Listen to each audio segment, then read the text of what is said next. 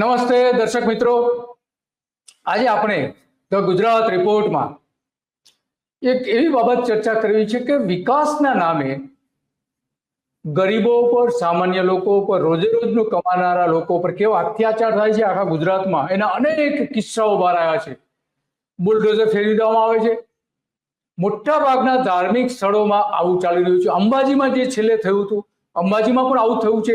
ત્યાં વિકાસ કરવા માટે બુલડોઝર ફેરવી દઈને જે રહેતા લોકોને નોટિસ આપીને ઘર ખાલી કરી દેવા માટેનું કહેવામાં આવ્યું હતું. ઘણા બધા ઉપર બુલડોઝર પણ ફરી ગયું હતું. આવું દ્વારકા અને બેટ દ્વારકામાં પણ થયું હતું. બેટ દ્વારકામાં ત્યાંનો વિકાસ કરવા માટે 3000 જેટલા બાંધકામો હતા એ દૂર કરી દેવાયા, બુલડોઝર ફેરવી દેવાયું. સોમનાથમાં પણ આવું થયું. સોમનાથમાં જે છેલ્લા જાડેજા જે કલેક્ટર હતા એમણે પણ ગરીબો ઉપર બુલડોઝર ફેરવીને ઘણી બધી જમીનો જે હતી એ ખુલ્લી કરી દેવામાં આવી હતી. જે લોકો રહેતા હતા ત્યાંના ઓછામાં ઓછા 1200 લોકો ઉપર આ રીતે બુલડોઝર ફેરવી દેવામાં આવ્યું હતું અને 19 ધાર્મિક સ્થાનો તોડી પાડવામાં આવ્યા હતા. હવે દ્વારકાનો વારો છે. બેટ દ્વારકા પૂરું કર્યું, હવે દ્વારકાનો વારો છે. તો દ્વારકામાં પણ આ જ રીતે છેલ્લા ઘણા સમયથી ત્યાંના જે રોજે રોજ કમાનારા લોકોને ત્યાંથી ખસેડીને એ જે કંઈ થોડા ઘણા લોકો ત્યાં રોજગાર કરતા હતા એને રોજગારી મેળવતા હતા એમની સામે પણ આ જ પ્રકારે ત્યાં લારી ગલ્લા દૂર કરવાથી લઈને જે બાંધકામો હતા, રસ્તા ઉપરના બાંધકામો, અલગ અલગ જગ્યાએ બાંધકામો, સરકારી જમીન ઉપરના બાંધકામો, એને બીજી સુવિધાઓ આપવાના બદલે, એમને રહેણાંકની મકાનો આપવાના બદલે, એને ધંધાના સ્થળો અલગ જગ્યાએ આપવાના બદલે એમને ત્યાંથી ખસેડી દેવાય છે. અને ખૂબી વાત એ છે કે ત્યાંની જે નગરપાલિકા છે, દ્વારકા નગરપાલિકા, એને સત્તાવાર રીતે ઠરાવ પસાર કરેલો છે કે રોજનું 20 રૂપિયા ભાડું લઈને એમને ત્યાં ધંધો કરવા દેવો. એનું પણ ઉલ્લંઘન કરવામાં આવ્યું છે. માનવ અધિકારોનું પણ ઉલ્લંઘન કરવામાં આવ્યું છે. સરકારના કાયદાઓનું પણ ઉલ્લંઘન કરવામાં આવ્યું છે. તો આવી ઘણી બધી બાબતો છે અને આ બાબતોની આપણે ચર્ચા કરીશું. આપણી સાથે જોડાઈ ગયા છે મેહુલભાઈ કે જે આપની સાથે ચર્ચા કરશે. મેહુલભાઈ, આ જે ધાર્મિક સ્થળો જે મહત્વના જે છે, અંબાજી, પાવાગઢ, દ્વારકા, સોમનાથ, બેટ દ્વારકા, આ દરેક જગ્યાએ જે રીતે બાંધકામો તોડવામાં આવી રહ્યા છે, જે રીતે લારી ગલ્લાઓ ખસેડવામાં આવી રહ્યા છે અને સ્થાનિક લોકો વિરોધ કરે છે તો એ વિરોધને ગણકાર્યા વગર એ બધાને ત્યાંથી ખદેડવામાં આવી રહ્યા છે. તો શું તમે માનો છો આ સરકારનો વિકાસ છે કે ગરીબોનો વિનાશ છે? સાહેબ, સરકારનો મૂળ એજન્ડા જ છે કે ગરીબોનો વિનાશ કરવો. એમને અને એના માટે થઈને જ એટલે આજે સવારે જ્યારે અમારી હિમાંશુભાઈ સાથે વાત થઈ, મૂળ તો આ વિષય પર હિમાંશુભાઈ જે છે એમને આખું ખાસું મારા કરતાં પણ વધારે એમને ત્યાં અત્યારે એ ખરેખર દ્વારકામાં જ છે અને દ્વારકાની ત્યાં ગ્રાઉન્ડ રિયાલિટી ત્યાંથી આપણને કહેવાના છે. તો એમને પણ હું જોડી દઉં છું. હિમાંશુભાઈ. હા, હિમાંશુભાઈ, તમારું સ્વાગત છે. તમે દ્વારકામાં રહો છો, અત્યારે દ્વારકામાં ઘણા સમયથી હમણાં છો. તો શું પરિસ્થિતિ છે હિમાંશુભાઈ? તમે તો બધું નજરે જોયેલું છે, તમે ઘણું બધું જાણો છો, ત્યાં શું ચાલી રહ્યું છે, કોણ આ બધું કરાવી રહ્યું છે, એ બધું જ જાણો છો. તો પ્રકાશ ફેંકશો આપણા દર્શકો માટે? ધ ગુજરાત રિપોર્ટના દર્શકોને નમસ્કાર. જે કોઈ આ શો જોઈ રહ્યું છે, આપને, મેહુલભાઈને, સૌ કોઈને નમસ્કાર. દ્વારકામાં ચોરે ને ચોટે આ એક જ મુદ્દાની ચર્ચા છે. કારણ કે પરિસ્થિતિ એ થઈ છે કે દ્વારકામાં છેલ્લા ઘણા સમયથી, જ્યારથી અમિતાભ બચ્ચને ગુજરાત નહીં દેખા તો કુછ નહીં દેખા, કચ્છ નહીં દેખા તો કુછ નહીં દેખા, દ્વારકા નહીં દેખા તો કુછ નહીં દેખા, આજે બધી જાહેરાતો કરી અને પછી જે ટુરિઝમ વધ્યું અને પછી જે રીતના હોટલોનો વ્યાપ, એટલે આજે લગભગ દ્વારકામાં નહીં તો ઓછામાં ઓછી 9 થી 10,000 રૂમની inventory conservatively, home stays, hotel rooms બધું થઈને, અને બીજી 500 થી 1000 રૂમની ઇન્વેન્ટરી આવી રહી છે બરડિયા વિસ્તારમાં. એટલે તમે રાજકોટથી દ્વારકા આવો અથવા દ્વારકાથી રાજકોટ તરફ જાઓ તો એ 6 કિલોમીટરના પટ્ટામાં બીજી ઓછામાં ઓછી 800 થી 1000 રૂમની ઇન્વેન્ટરી આવી રહી છે. હવે પરિસ્થિતિ એ થઈ છે કે દ્વારકામાં જમીનનો બહુ મોટો અભાવ છે અને જે પ્રકારનો ટુરિઝમનો રશ છે, જે ગામની જે વસ્તી છે, જે પ્રકારે છે, એમાં આ જે એક્ટિવિટી થઈ છે છેલ્લા દિવસોમાં એન્ક્રોચમેન્ટ હટાવવાની, એના બે પક્ષે વાત થઈ રહી છે દ્વારકામાં. હું દ્વારકામાં બધા લોકોને મળું છું, એટલે જેને કહી શકો તમે કે રોજમદારી ને રોજ મજૂરી કરતા એવા લોકોની સાથે બેસું છું અને મોટા મોટા હોટેલિયર્સ એમની સાથે બેસું છું. આ મુદ્દે દ્વારકામાં બે પક્ષ છે. અને અહીંયા આપણે એક વસ્તુ ક્લિયરલી કહી દઈએ કે આજે વાત હું કરવા જઈ રહ્યો છું એ છેલ્લા આટલા સમયથી જ્યારથી આ બધું ચાલુ થયું એન્ક્રોચમેન્ટનું કામકાજ ત્યારથી હું દ્વારકામાં છું. આ મારું લગભગ અત્યારે ત્રીજું અઠવાડિયું દ્વારકામાં છું, 5 જુલાઈ સુધી અહીંયા છું. એટલે મારે લોકો સાથે જે સ્તરે વાત થઈ છે, જે લોકો આમાં પીડિત છે એની સાથે જે વાત થઈ છે, એમાં બહુ સ્પષ્ટ વાત આવી રહી છે કે ગામ જે છે એમાં સકળાશ છે બધી જગ્યાએ, અને ટુરિસ્ટ જે છે એ મંદિર તરફ જાય એટલે એ રસ્તામાં ક્યાંક ને ક્યાંક આ જે લારી ગલ્લાવાળા છે કે માની લ્યો કોઈ ખાણીપીણીની લારી ચલાવે છે, પછી ટેબલ્સ ત્યાં રસ્તા ઉપર પાથરી દે છે, પછી કોઈ પાથરણા વાળા છે એ લોકો જે રીતના રસ્તામાં બેસી જાય છે, અને ટૂરના બુકિંગના ટેબલ્સ, એટલે તમે પરિસ્થિતિ એ થાય કે જોધાબા માણેક ચોક થી તમે મંદિર તરફ જાઓ તો રસ્તામાં ઘણા બધા ઉત્તમ ગેસ્ટ હાઉસ પાસેનો આખો જે ચોક છે ત્યાં એક જમાનામાં નાસ્તાની જે એક લારી કે જે આઉટલેટ ચાલતું હતું એને લિટરલી ત્યાં બધા ટેબલ ખુરશી ને બધું બહાર પાથરી દીધું, રસોઈ બહાર થતી હતી. એ બધું આજે સાફ કરવામાં આવ્યું છે. ટૂરના જે ટેબલ્સ થઈ ગયા ખડકલા થઈ ગયા હતા એ હટાવી દેવામાં આવ્યા છે. મંદિરની આસપાસ જે પ્રસાદી કે આ બધો જે ધંધો લોકો રસ્તા ઉપર કરતા હોય, એટલે દુકાનની બહાર થોડીક એક જગ્યા લઈ અને કરતા, એટલે ઓબ્વિયસલી રસ્તા ઉપર આવી જાય, એટલે હાલવામાં બધે પકતાણ થાય, એટલે આ બધું હટાવવામાં આવ્યું છે. તદ ઉપરાંત એવી તમામ જગ્યાઓ જ્યાં ઇલીગલ કન્સ્ટ્રક્શન થયું છે.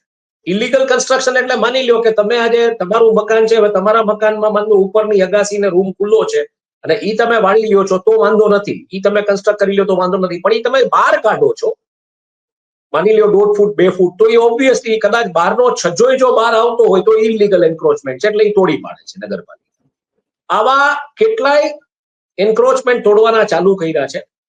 અને આમાં પરિસ્થિતિ થઈ છે કે શરૂઆત થઈ લારી ગલ્લાવાળાઓથી, અને એમાં ઘટનાઓ જુદી જુદી થઈ છે. એટલે ક્યાંક રોષ પણ છે કે જ્યારે આ એન્ક્રોચમેન્ટનું ઇરેઝિંગનું આખી એક્સરસાઇઝ ચાલતી હતી ત્યારે ત્યાં એક ભાઈ સ્કૂટી લઈને ગયો, એ વિઝ્યુઅલ મેં કદાચ મૂક્યું છે, આમાં હશે તમારી પાસે, એ જોવા ગયો સ્કૂટી ઉપર આ બધું હેન્ડીક્રાફ્ટ ને એવું બધું વેચતો હતો, એટલે એ સ્કૂટી લઈને ત્યાં ઉભો રહ્યો જોવા, તો એનું સ્કૂટી લઈ લીધું અને હેન્ડીક્રાફ્ટ માલે લઈ લીધો કે તું એ જગ્યા તમારે. એટલે ક્યાંક રોષ પબ્લિકમાં એ આવ્યો કે સ્કૂટી લઈને ફરતો એ તમને ક્યાં જણાય છે, પણ એ એમ કે ક્યાંક ઉભો રહે તો એ ટ્રાફિક જામ કરે છે. પછી એવું એક વેલ્ડર સાથે થયું, એક વેલ્ડર છે કે એ બહાર જે થોડું કામ કરતો હતો, આ લોકો આવ્યા એટલે એને સામાન અંદર નાખી દીધો. પછી એને કીધું કે ભાઈ આ તું બધું આવી રીતના, તો કે ભાઈ મેં અત્યારે અંદર નાખી દીધું, હવે તમે રહેવા દો, તો કે ના અત્યાર સુધી તો તે બહાર રાખ્યું હતું એટલે એ લઈ લીધું. એટલે ક્યાંક રોષ આ બધો આવ્યો. એટલે અલ્ટિમેટલી આ બધું શું કામ થયું છે, શું કામ થઈ રહ્યું છે, આની ચર્ચા ઉપર આપણે આવીએ છીએ. આના મૂળ 2024 ની ચૂંટણીમાં છે, એ હું તમને કહી દઉં દિલીપભાઈ, અને એના ઉપર આપણે ડેફિનેટલી આવીએ છીએ ધીરે ધીરે. ઓકે. હવે પરિસ્થિતિ એ થઈ છે કે આ બધું થતા લોકો રોષે ભરાણા, લારી ગલ્લા વાળા રોષે ભરાણા, અને એ લોકોની વાત એવી આવી કે ભાઈ અમે, એટલે એક પાઉંભાજીની લારીનો ધંધો કરતા, એટલે કયા જે વિસ્તારો છે એમાં એક બેરા સાહેબનું જૂનું દવાખાનું, એની સામેના વિસ્તારમાં એક પ્રકારની એક ખાઉ બજાર જ થઈ ગઈ હતી આખી. રેકડી હોય ને ત્યાં થોડા સ્ટેન્ડ ને સ્ટૂલ ને ટેબલ ને એવું નાખી દીધું, એટલે એ રસ્તા ઉપરનું એન્ક્રોચમેન્ટ, એટલે એ બધું હટાવ્યું છે.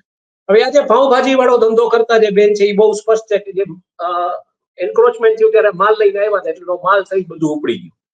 એટલે એને જ્યાં રજૂઆત કરી બેને જે તે લોકોને નગરપાલિકામાં, એને કીધું કે અમારે અમારા દીકરાઓની સંતાનોને ભણાવવા માટે ફી ભરવી હોય તો અમે 5 વખત આયોજન કરીએ છીએ, વ્યવસ્થાઓ કરીએ છીએ, અને સડનલી અમારો માલ સામાન લઈ જાય ને 5,000 રૂપિયાનો સીધો માલ સામાન લઈને ધંધો કેવી રીતના કરીએ? એટલે એક વ્યાજબી દલીલ છે, પણ સામુ જે એન્ક્રોચમેન્ટ છે એની દલીલ એ રીતની છે કે ભાઈ એન્ક્રોચમેન્ટ તમે કરી રહ્યા છો. બીજું, દ્વારકામાં શું થયું છે બહુ ઇન્ટરેસ્ટિંગ છે.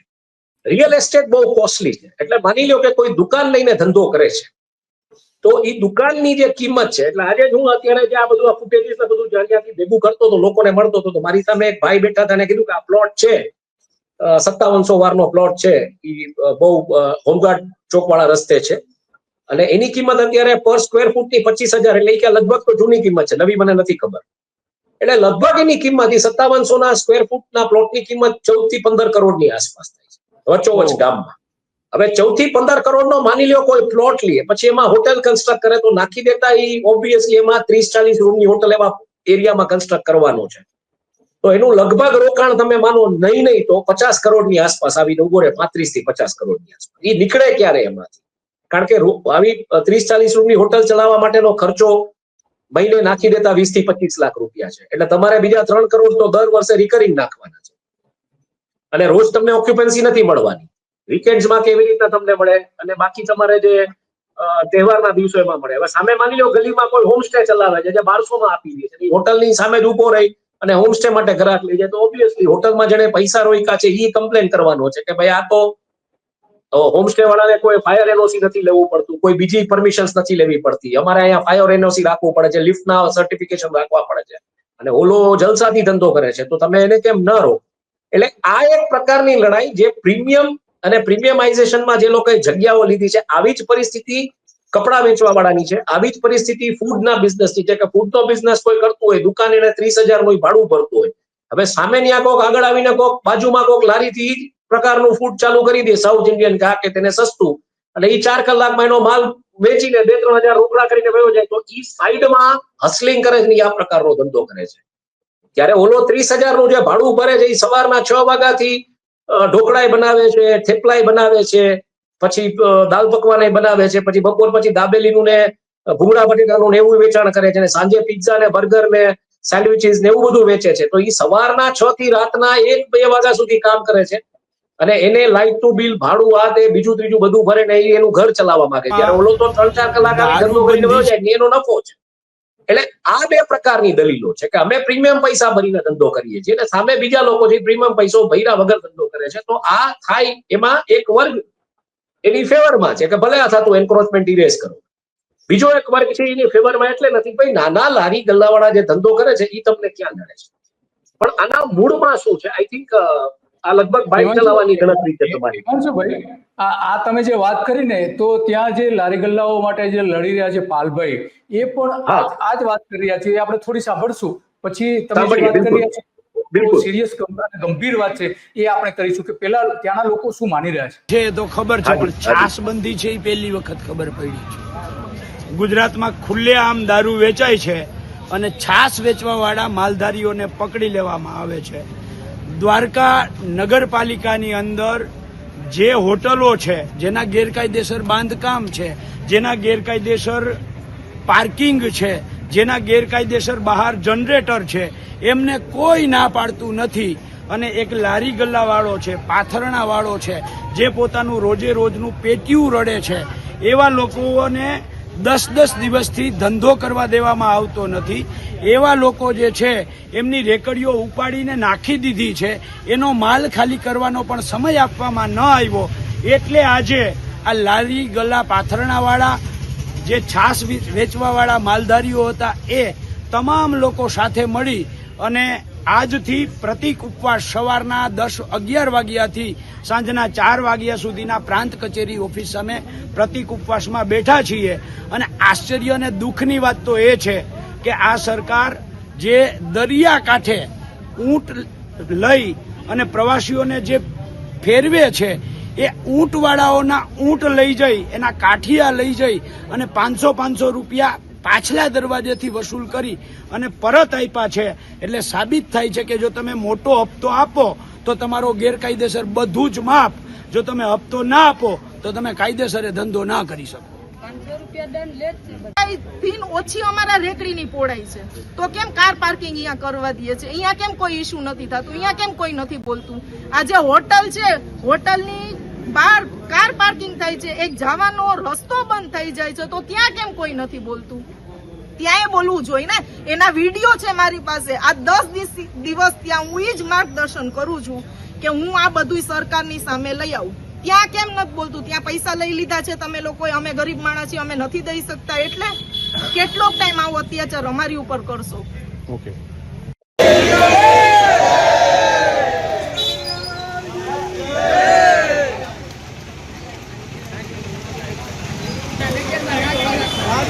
જિંદાબાદ.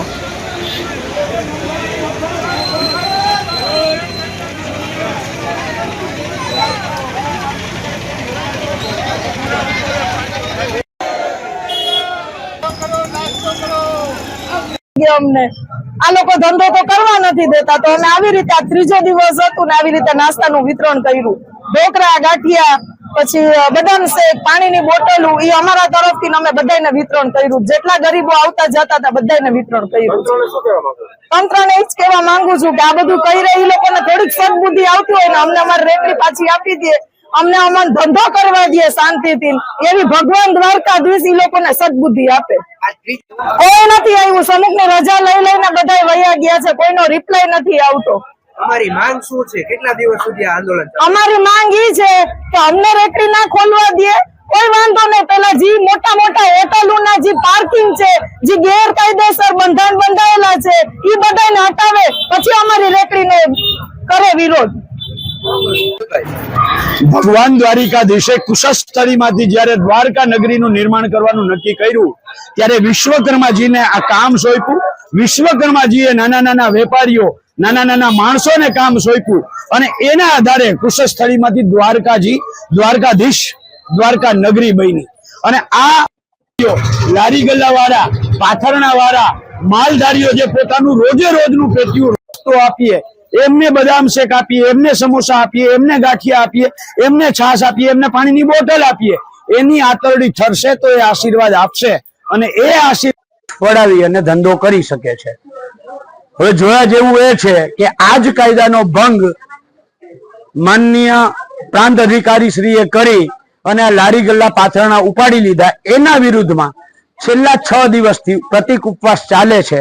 ચોથા દિવસે પ્રાંત અધિકારી પોતે રૂબરૂ મુલાકાતે આવ્યા. એને એવું કહ્યું કે આવો તમે કાયદો બનાવીને લઈ આવો તો મારો કોઈ અધિકાર નથી કે સ્થાનિક સત્તા મંડળે બનાવેલા કાયદાની ઉપરવટ જઈ અને હું તમારી રેકડી હટાવું.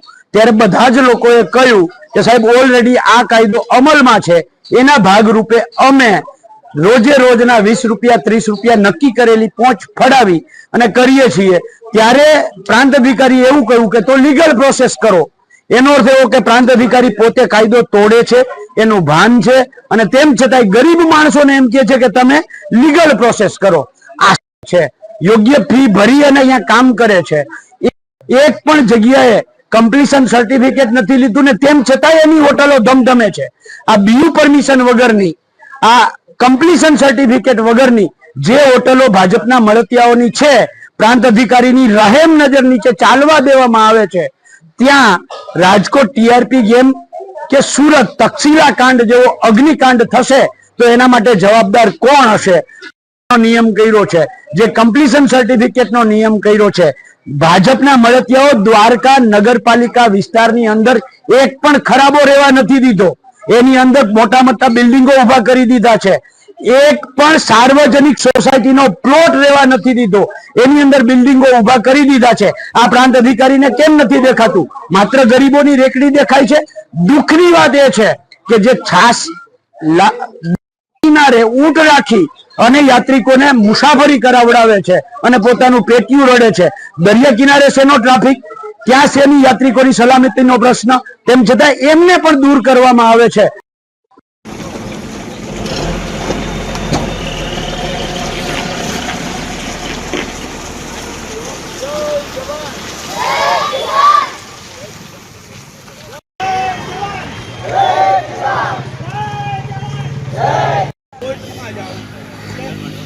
દ્વારકામાં પ્રાંત અધિકારી સાહેબે કહ્યું કે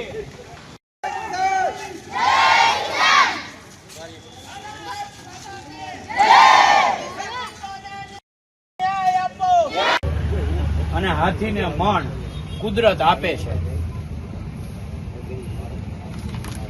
કુદરતે આ બનાવેલા નિયમના ભાગ રૂપે આપણે અને આપણા બાળકો ભૂખા ના હોય એટલા માટે આપણે રેકડીઓ આપીએ છીએ.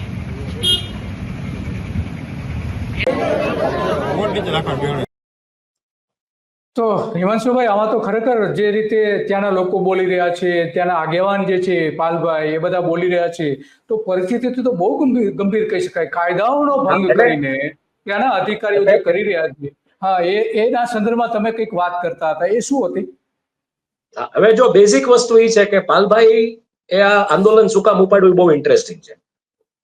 વાત એવી આવતી હતી કે પાલભાઈ પાસે આ લોકો ગયા ને પાલભાઈ આ મુદ્દો ઉપાડી લીધો અને પછી એમ કે ભાઈ જે અહીંના ધારાસભ્ય વિધાનસભાના જે ધારાસભ્ય છે પબુભા માણેક, એમની પાસે ગયા હતા તો પબુભાઈ એવું કીધું કે ભાઈ તમે ત્યાં ઓલરેડી ગયા છો એટલે હવે ત્યાંથી સોલ્વ કરાવો. પણ મારે પાલભાઈ વાત થઈ તો પાલભાઈ મને કીધું મને કે ના પેલા એ લોકો પબુભા પાસે જ ગયા હતા ને ત્યાંથી કઈ નિરાકરણ ના આવ્યું એટલે મારી પાસે આવ્યો ને એટલે મેં આ મુદ્દો ઉપાડ્યો છે. ઓબ્વિયસલી પાલભાઈને દેવભૂમિ દ્વારકા ડિસ્ટ્રિક્ટની જે રીતની કોંગ્રેસની જવાબદારીઓ સોંપવામાં આવી છે એટલે એમાં ઈ તો મુદ્દો ઉઠાવવાના છે. અને એને જે અત્યારે મુદ્દો ઉઠાવ્યો છે એ બહુ ઇન્ટરેસ્ટિંગ છે. એને શું મુદ્દો ઉઠાવ્યો છે અને જે ઇવન જે લારી ગલ્લા વાળા જે વાત કરી રહ્યા છે એ બહુ સાચી છે કે જે ઇલીગલ કન્સ્ટ્રક્શન્સ છે આવા મોટા ભાગના હોટેલિયર્સ ભારતીય જનતા પક્ષ સાથે જોડાયેલા છે. આ બહુ સ્પષ્ટ વાત છે અહીંયા. અને એના જે ઇલીગલ કન્સ્ટ્રક્શન તમે ખેસ પહેરી દો તમને હવે કે ઇલીગલ કન્સ્ટ્રક્શન અમારું હાલશે તો હવે એક્શન શરૂ થશે જે ગઈકાલથી શરૂ થઈ ગઈ છે. જે તમે જોયું આપણે જે વિઝ્યુઅલ હોટલની બહાર તો હવે શું થયું હવે પ્રાંત અધિકારી છે એ બેઝિકલી એક્સ આર્મી છે, એક્સ આર્મી ઓફિસર છે. એટલે એની રણનીતિ બહુ ક્લિયર રાખે. એ પેલા એવી જગ્યાએ ગોળી ફોડે કે જ્યાં પછી બંબમારો થાય એટલે ખબર પડી જાય કે દુશ્મનની પોઝિશન શું છે ને પછી દુશ્મન ઉપર હુલ્લો બોલાવે. એનું માઇન્ડસેટ આખું આ તમે સમજો. એટલે એને શું કર્યું એને લારી ગલ્લા પેલા ક્લિયર કરાવ્યા, રસ્તા કરાવ્યા. એને ખબર હતી આંદોલન થશે. આંદોલન થયું કારણ કે એને ખબર છે કે જો હું મોટા કન્સ્ટ્રક્શનમાં હાથ નાખીશ ને આ બધું તોડીશ તો મને ઉપરથી ભલામણો આવશે. પણ આ વિરોધ થયો એટલે વિરોધના ભાગરૂપે જે કાયદાકીય છે એ થશે. અને આ દિલીપભાઈ શું કામ થશે ને આના મૂળ 2024 ની ચૂંટણીમાં શું કામ છે એના ઉપર આપણે આવીએ. 2024 ની ચૂંટણી તમને ખ્યાલ હોય તો લોકસભાની ચૂંટણી કયા પ્રકારનો માહોલ સૌરાષ્ટ્ર કચ્છમાં હતો. પરસોત્તમ રૂપાલાના ક્ષત્રિયો વિશેના નિવેદનને લઈને જે ક્ષત્રિય આંદોલનકો એની સામે છેડાઈ ગયું હતું એમાં સૌથી વધુ જોખમકારક અને ભયજનક પરિસ્થિતિ ક્યાંય હોય તો એ જામનગરની સીટ ઉપર પૂનમબેન માડમની હતી. પરિમલ નથવાણી એવી પરિસ્થિતિમાં દ્વારકા આવ્યા હતા. એમણે મંદિરની બહાર એક બાઇટ આપી હતી. એ બાઇટ આપણને લગભગ દ્વારકાની જે ચેનલો છે એમાં ક્યાંક ને ક્યાંક મળી જશે 2024 ની ચૂંટણીઓ પહેલા. કોરિડોર વિશે પ્રશ્ન કરવામાં આવ્યો એટલે પરિમલભાઈની સ્ટાઇલ પ્રમાણે મને ખબર છે કે કોઈક અહીંયા કીધું એ લોકોએ પત્રકારોને કીધું કે આ પ્રશ્ન પૂછજો એટલે એ પૂછાણો હોય એ પ્રશ્ન. અને એ કોરિડોર વિશે એમણે બહુ કોન્ફિડન્સથી કીધું હતું કે બધું કામ ઓલામાં છે. અને 2 દિવસ પછી પ્રાઇમ મિનિસ્ટરને જે પ્રેઝન્ટેશન આપવામાં આવ્યું હતું પીડીએફ ફાઇલ એ ગામમાં ફરતી થઈ ગઈ હતી કોરિડોર. એટલે બહુ સ્પષ્ટ વાત હતી કે પૂનમબેનના ફેવરમાં એ મતો પડે એટલીસ્ટ ભાજપના જે લોકો છે કે કોરિડોર આવવાની છે, જમીનોના ભાવ વધે, પૈસા તે બધું એટલે એ બધી રમત હતી થઈ ગયું. હાલની પરિસ્થિતિમાં કોરિડોર માટેના ટેન્ડર્સ ઓનલાઈન સરકારી વેબસાઇટો ઉપર નીકળ્યા છે. એટલે આ આખી જે એક્સરસાઇઝ એમાં શું ભાઈ આ કોરિડોર શું છે થોડી સમજ આપશો આપના દર્શકોને? હા બિલકુલ. એટલે કોરિડોર શું છે તમને કહું કે મંદિર દ્વારકાનું જે મંદિર છે એ ગામમાં બહુ કન્જેસ્ટેડ એરિયામાં છે. એટલે જે જૂનું જે પાલભાઈએ વાત કરી કે જે રીતના આખું નગર બનાવવામાં આવ્યું હતું નાના નાના વેપારીઓને ધ્યાનમાં લઈને ત્યારની કોમર્સને ધ્યાનમાં લઈને એ રીતના બનાવવાનું હતું. ત્યારે તો દિવસ ઉગે અને દિવસ આથમે ત્યાં સુધી ધંધા થતા. અને દ્વારકાની પરિસ્થિતિ તો એ છે કે દ્વારકામાં 1 થી 4 તો 1 થી 5 તો મંદિર. એટલે હું ઘણાઈને કહું, ઘણા મને કહે કે તમે સૌરાષ્ટ્ર વાળા બપોરે સુઈ જાઓ. મેં કહ્યું 1 થી 5 તો અમારો ભગવાન સુઈ જાય છે ભાઈ. એટલે એ હિસાબ પ્રમાણે તમે કામ કરો તો 6:30 ભગવાન ઉઠે છે અહીંયા દ્વારકામાં અને રાતના 9:30 એનું મંદિર બંધ થયેલા. 6:30 થી 9:30 6:30 થી 9:30 તમે લ્યો તો ભગવાન લગભગ 15 કલાક કામ કરે છે. 15 કલાકમાં 4 કલાક આરામ કરે છે 1 થી 5 બરાબર છે. એટલે 11 કલાક ભગવાન કામ કરે છે. આપણા પ્રધાનમંત્રી તો 18 કલાક કામ કરે, ભગવાન કરતા વધારે કામ કરે છે. આઈડિયલી પ્રેક્ટિકલી તમે જોવા જાઓ તો ભગવાન દ્વારકાધીશ 11 કલાક કામ કરે છે, પ્રધાનમંત્રી 18 કલાક કામ કરે છે. જે પ્રધાનમંત્રીની વાત આવે છે. એટલે ઈ નગર ઈ રીતે બનાવવામાં આવ્યું હતું ને એ નગર આખું એવું છે આજે કે નગરની આસપાસ એવા ઘરોય છે. પછી ધીરે ધીરે જેમ જેમ ચેન્જીસ આવતા ગયા લોકોના ઘરો જે નાના હતા કે દુકાનો હતી, દુકાન નીચે હોય, મકાન પછી ઉપર લઈ લીધું, આ બધું કરી. અને મકાનો એવી રીતે છે કે માણસ સવારે બારણું ખોલે એટલે સીધું એને મંદિર દેખાય એટલું નજીકથી બધું છે. હવે સિક્યોરિટીના અને બીજા ત્રીજા જે કઈ પ્રશ્નો થઈ રહ્યા છે બધી જગ્યાએ અને હિન્દુ તીર્થ સ્થાનોમાં જે પ્રકારે એને મોકળાશ કરવાની જે વાત આવી રહી, જે પ્રકારે ભીડ વધી રહી છે ટુરિઝમની ને બધી, એ પરિસ્થિતિ જોતા અહીંયા જેમ વારાણસીમાં ને એમાં જેમ વારાણસીમાં કોરિડોર બનાવી, મહાકાલેશ્વરમાં બનાવી, એવી કોરિડોર અહીં બનાવવાનો એક પ્રોજેક્ટ. એટલે કોરિડોર કેવું હશે કે આખું હાઈવે થી લિંક કરશે, આખું મોટું વિશાળ આખો પટ હશે ને મંદિરની ઓરસ ચોરસમાં આખી સિક્યોરિટી એ રીતના થઈ જશે, એ મોટું થઈ જશે.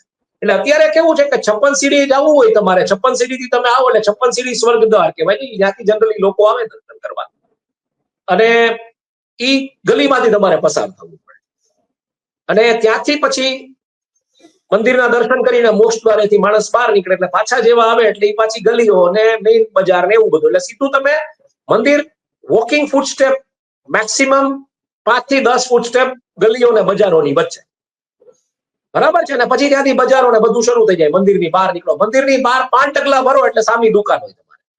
મંદિરનો જે પરિસર છે એની બરોબર 5 ડગલા સામે દુકાનો છે. એટલે આ કોઈ કોરિડોરનો પ્રોજેક્ટ છે. કોરિડોરના પ્રોજેક્ટમાં આ બધું હટશે. હવે કોરિડોરના પ્રોજેક્ટમાં જે લીગલ હશે એને ઓબ્વિયસલી પૈસા મળશે. બાકી જેને ઇલીગલ કર્યું છે એ આવું તોડફોડ કરીને ન્યા કરશે. એટલે આ તૈયારીઓ જે રીતના પાલભાઈ વિરોધ કરી રહ્યા છે, પાલભાઈની જે વાત છે, જે લારી ગલ્લાવાળાઓ વિરોધ કરી રહ્યા છે, એમાં શું થશે કે આવા બાંધકામ તૂટશે. પછી ભલે તમે ભાજપનો કેસ કર્યો અને ભાજપના કેસ પહેલા પેલા તોડશે અને સરકાર એને કોઈ વળતર નહીં આપે. હું બહુ સ્પષ્ટપણે સમજુ છું જો ઇલીગલ હશે તો. હવે આ જો એમને એમ તોડે તો ઉપરથી ભલામણો ચાલુ થાય. એટલે કોરિડોરના જે રીતના ટેન્ડર મુકાઈ ગયા છે, ટાઉન પ્લાનિંગ જે આપવામાં આવ્યું છે, આજે હું મારા ઘરનો અહીંયા વેરો ભરવા ગયો હતો એટલે મારા ઘરનું જે કોડિંગ, જે જૂનું કોડિંગ હતું એ જૂના કોડિંગની આખું નવું કોડ થઈ ગયો છે એનો, અને એનું કોડિંગ એ ચેન્જ થયું. એટલે હું બહુ સ્પષ્ટપણે સમજુ છું ટાઉન પ્લાનિંગની આખી એક અધિકારીની નિમણૂક થઈ ગઈ છે અહીંયા. એન્જિનિયર એક દાહોદથી એક બેન આવી ગયા છે, એને અહીંયા નિમણૂક થઈ ગઈ છે. ઈ આખું આ બધું એને પણ બધું હવે આ બધું કોરિડોર ને આ બધું આવશે એટલે એ રીતના કામ નીકળશે અને પરમિનન્ટ. એટલે ઓલા કોન્ટ્રાક્ટ બેઝ ઉપર એન્જિનિયર લેતા એ બંધ કરી દીધા છે નગરપાલિકાએ. કાયદેસર ગવર્મેન્ટના જ એન્જિનિયર મૂકવામાં આવ્યા છે.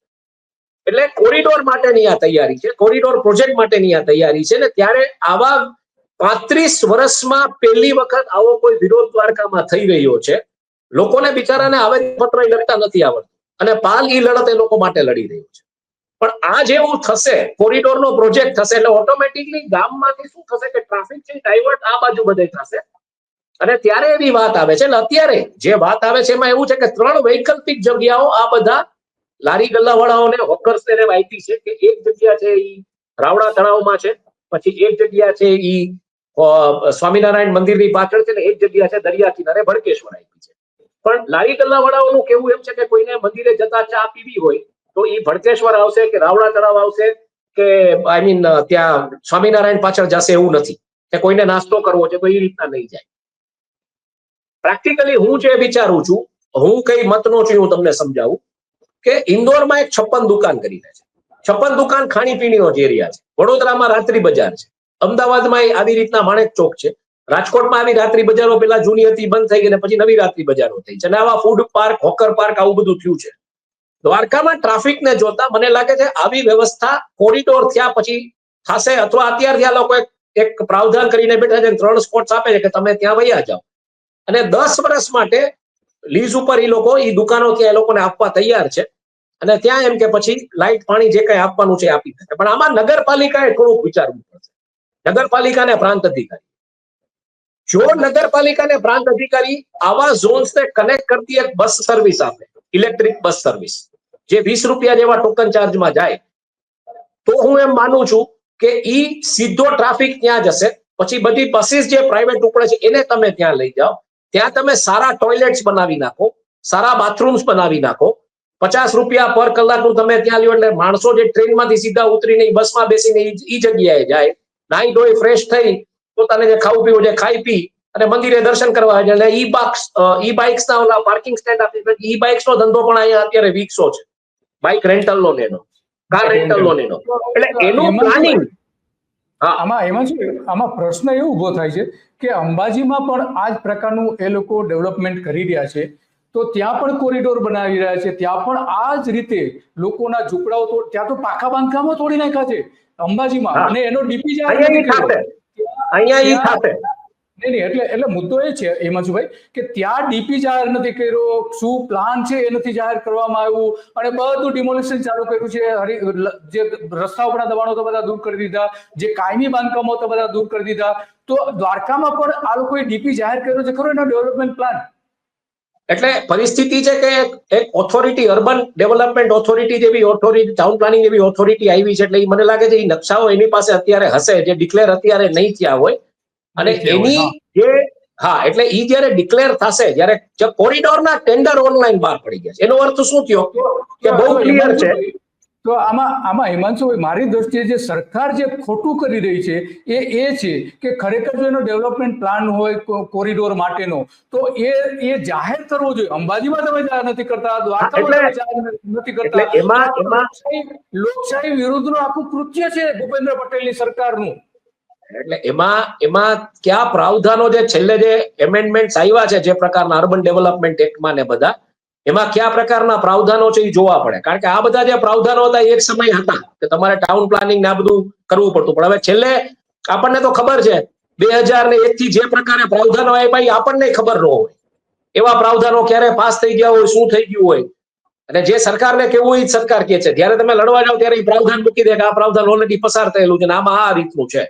પણ હું બહુ સ્પષ્ટપણે માનું છું કે લીગલ જે હશે, જેમ વારાણસીમાં ને બધે જે લીગલ હતું એ લોકોને સારા પૈસા મળ્યા છે, મહાકાલેશ્વરમાં ને એમાં લીગલ હશે ને મળશે, ઇલીગલ હશે એ તૂટશે. અને મને લાગે છે કે જે રીતના ઇવન ત્યાં આંદોલનમાં જે લોકો બેઠા હતા એમાંથી એક બે જણાએ કીધું મને કે ભાઈ પ્રાંત અધિકારી એમ કીધું છે એ લોકોને કે તમારું આંદોલન મારી ફેવરમાં છે.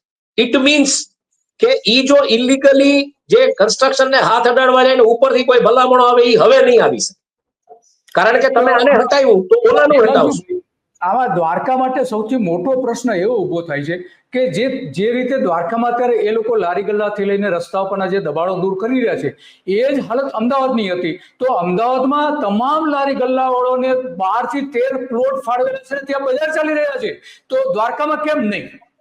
હા, એટલે દ્વારકામાં ઈ જ તમને કહું છું, દ્વારકા લિંક્ડ કેવી રીતના છે હું તમને સમજાવું. દ્વારકા લિંક્ડ છે, દ્વારકાના ટુરિઝમ માટેનો જે ફ્લો છે એ લિંક્ડ છે 3 ગેટ્સ ઉપર. આ 3 ગેટ્સ જે છે એ કનેક્ટ કરે છે. એટલે એકચ્યુઅલી તમે જોવા જાવ તો રાઉન્ડ કોર્નર તમે કન્સિડર કરો તો 5 ગેટ. દ્વારકામાં સૌથી પહેલા તમે એન્ટર થાવ એટલે રિલાયન્સ નો ગેટ આવે છે, જ્યાં પાર્કિંગ છે ને ત્યાંથી સીધું મંદિર કનેક્ટ થાય છે. પછી આગળ તમે આવો એટલે ભથાણ ચોક ને કનેક્ટ કરતો એક ગેટ આવે છે, જે પાછો મંદિરને કનેક્ટ કરે છે. પછી બજારોમાંથી જાય છે. રિલાયન્સ વાળો જે ગેટ છે એ ગોમતીના ઘાટે ઘાટે વયો જાય છે ને એક જગ્યાથી પછી બજારો ચાલુ થાય છે. ભથાણ ચોક વાળો જે ગેટ છે એ સીધો કનેક્ટ કરે તમને ગલીઓમાં, સીધો એ ભથાણ ચોકમાંથી બજારોમાંથી તમને લઈને મંદિરે લઈ જાય છે. પછી એક ઇસ્કોન ગેટ છે, ઇસ્કોન ગેટ એવી રીતના તમને બજારોમાં ને ગલીઓમાં કનેક્ટ કરીને સીધો લઈ જાય છે. પછી વચ્ચે પાછો પોસ્ટ ઓફિસ પાસે એક ગેટ આવે છે, એ તમને સીધો એ દિશામાં લઈ જાય છે. અને પછી અલ્ટિમેટલી એક રબારી ગેટ આવે છે. Rabari gate, post office gate, ISKCON gate અને આ જે ભથાણ ચોક વાળો ગેટ છે એ બધા બજારો સાથે લિંક્ડ ગેટ છે. અને આજુબાજુ બજારો સંપૂર્ણપણે આવી ગઈ છે, જ્યારે રિલાયન્સમાં હજી નથી આવી. આ લોકોની માંગ પણ ઈ જ છે કે તમે અમને ત્યાં મૂકવા કરતા તમે રિલાયન્સ નો જે ગેટ છે એ રસ્તા ઉપર અમને જગ્યા ફાળવો, તો અમે ત્યાં ધંધો કરીએ. એટલે આમાં શું વર્કઆઉટ થાય, એટલે આમાં તમને સમજાવું. જ્યાં રોજગારી મળી રહી છે, એક મિનિટ આવું હા, એની ચાલુ રહેવા માટે વૈકલ્પિક વ્યવસ્થા હોવી જોઈએ. આ બરાબર છે કે રિલાયન્સ ગેટ છે ત્યાં આપવી જોઈએ. આવું હવે રિલાયન્સ ગેટ થી ભથાણ ચોક નો આખું કદાચ કોરિડોર નો જે પ્લાન લીક થયો છે એ પ્રમાણે રિલાયન્સ ગેટ થી ભથાણ ચોક કે એ બાજુનો જે વિસ્તાર છે ત્યાંથી કોરિડોર શરૂ થશે. તો ઓબ્વિયસલી ઈ જયારે શરૂ થશે ત્યારે આમાં શું છે કે તમે પેલા જયારે તમારે કાંઈ પણ મોટું નવું કન્સ્ટ્રક્શન કરવું હોય તમારે પેલા નાનું હટાવવું પડે, એમાંથી પછી મોટું હટાવવું. લાઈક આજે તમે માની લો કે તમારા ઘરમાં તમારે રંગરોગાન કરાવવું છે કે બીજું ત્રીજું કરાવવું છે, તો તમે પેલા શું કરશો કે પેલા તમે નાની વસ્તુઓ લઈ પેક કરી એક બોક્સમાં મૂકીને બોક્સ ઉપર લેબલિંગ કરીને મૂકી દો કે આ રસોડાનો સામાન છે, આ સિટિંગ રૂમ નો સામાન છે, આ બેડરૂમ નો સામાન છે. એ બધું પેલા તમે ક્યાંક શિફ્ટ કરશો ને પછી તમે મોટી તમારી સેટીઓ, પલંગો, કબાટો એ બધું શિફ્ટ કરશો. આ જ વસ્તુ અહીંયા લાગુ પડે છે નિયમ કે પેલા આ રોડ્સ ક્લીન થશે. એ રોડ્સ એટલા માટે ક્લીન કરવા પડે કે ત્યાં તમારે જેસીબી, બુલડોઝર બધું લઈ જવું પડે. તમારા રોડ્સ જ ક્લીન ન હોય આ ઇલીગલ કન્સ્ટ્રક્શન તોડવા માટે, તો તમારા જેસીબી ને બુલડોઝર્સ કેવી રીતના જવાના છે? એટલે આ પરિસ્થિતિમાં વૈકલ્પિક એટલે થયું છે અત્યારે શું કે લારી ગલ્લાવાળાઓ, એટલે લારી ગલ્લાવાળા જે નાના ધંધા કરે છે એની અત્યારે ધંધા ઉપર 100% અસર છે, નહીં બહુ ખરાબ અસર છે. એને રોજે રોજનું બિચારાઓને ખાવાનું હોય. એની વચ્ચે અને તંત્ર વચ્ચેની જે વાટાઘાટ છે ક્યાંક ડેડલોક થઈ ગઈ છે, એ ફ્રોઝન થઈ ગઈ છે. એમાં લારી ગલ્લાવાળા ક્લિયર છે કે અમારે હટવું નથી અમારી ઓરિજિનલ જગ્યાએથી, અને તંત્ર એમ કહી રહ્યું છે કે અમે તમને વૈકલ્પિક જગ્યા આપીએ છીએ ત્યાં જાઓ. તો લારી ગલ્લાવાળા સામે એમ કહે છે કે તું ઓલી વૈકલ્પિક જગ્યા આપો, પણ ઈ વૈકલ્પિક જગ્યા પેરેલલી કોરિડોર સાથે કનેક્ટ થાય છે. મારું એવું માનવું છે. જે રફ ડ્રાફ્ટ આવ્યો હતો એના આધાર ઉપર હું તમને કહું છું. સાચો ડ્રાફ્ટ એટલે હું બહુ સ્પષ્ટપણે માનું છું કે નરેન્દ્રભાઈને જે ડ્રાફ્ટ પ્રેઝન્ટ કરવામાં આવ્યો, પરિમલભાઈ આવીને વાત કરી જાય પછી ડ્રાફ્ટ લીક થાય માર્કેટમાં, તો હું નથી માનતો કે ઓરિજિનલ ડ્રાફ્ટ એ હોય. ઓરિજિનલ ડ્રાફ્ટ કંઈક બીજો જ હશે. પણ જ્યારે એ જગ્યા નથી એ લોકો કરતા તો ડેફિનેટલી ક્યાંક એવું છે કે એ જગ્યામાં કઈક પ્લાનિંગ ગવર્મેન્ટનું હશે એવું મને લાગી રહ્યું છે. હિમાંશુભાઈ, આમાં પરિમલભાઈ જે આપણે રિલાયન્સના જે છે ડિરેક્ટર, એ કેમ રસ લઈ રહ્યા છે? એક સંસદ સભ્ય પણ છે. એટલે એમને શું છે, એમને તો દ્વારકા દેવસ્થાન સમિતિમાં હતા, અત્યારે એમના સન છે, એટલે એ બધા તો એ રીતના જે એને રિલાયન્સ લેવલનો જે ઇન્ટરેસ્ટ છે એ છે બધો.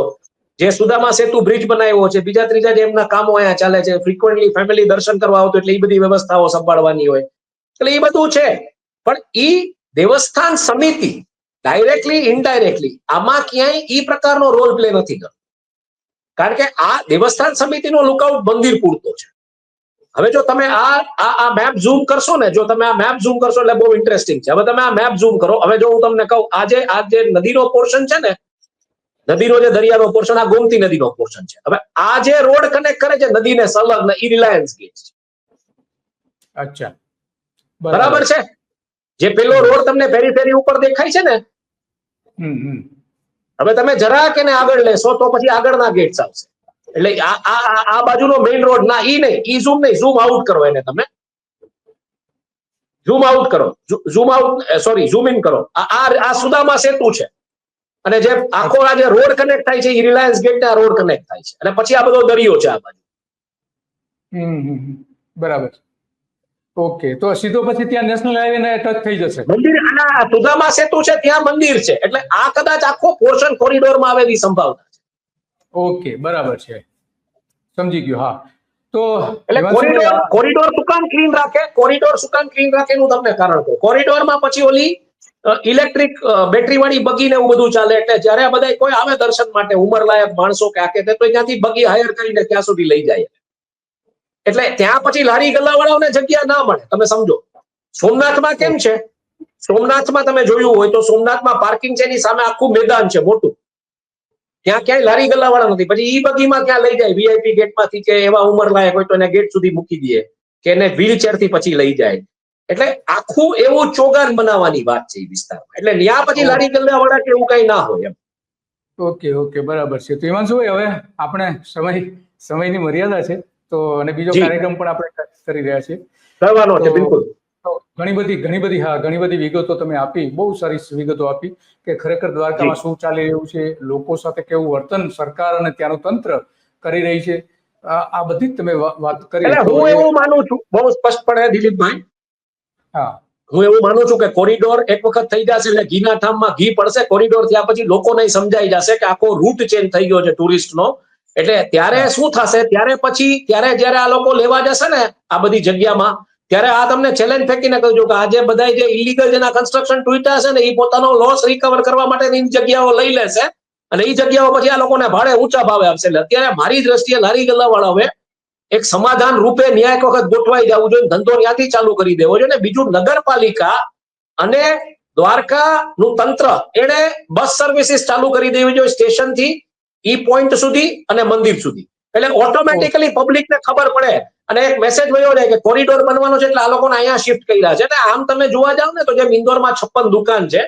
એમ દ્વારકાને 56 આરે લેણું છે, 56 સીડી છે, 56 ભોગ હોય, 11 નો આંકડો થાય, બરોબર. 11 આટલી પ્રસિદ્ધ 11 લોકો અહીંયા કરવા આવે, એટલે આ જગ્યા જે છે રાવડાને કદાચ દ્વારકા 56 હાટ કે એવું બધું ત્યાં કરીને હેન્ડલૂમ હેન્ડીક્રાફ્ટ નું બધું ચાલુ કરી દેવા, 25-20 ટોયલેટ, બાથરૂમ, 50 રૂપિયા પર કલાક તમારે નાવું ધોવું, ફ્રેશ થવું, અને પછી તમે ત્યાંથી ઈ બાઇક લઈને વયા જાવ. તો હું આખું એક કોમર્શિયલ ઝોન જોઈ રહ્યો છું, પણ ઈ તમારે કરવું પડશે.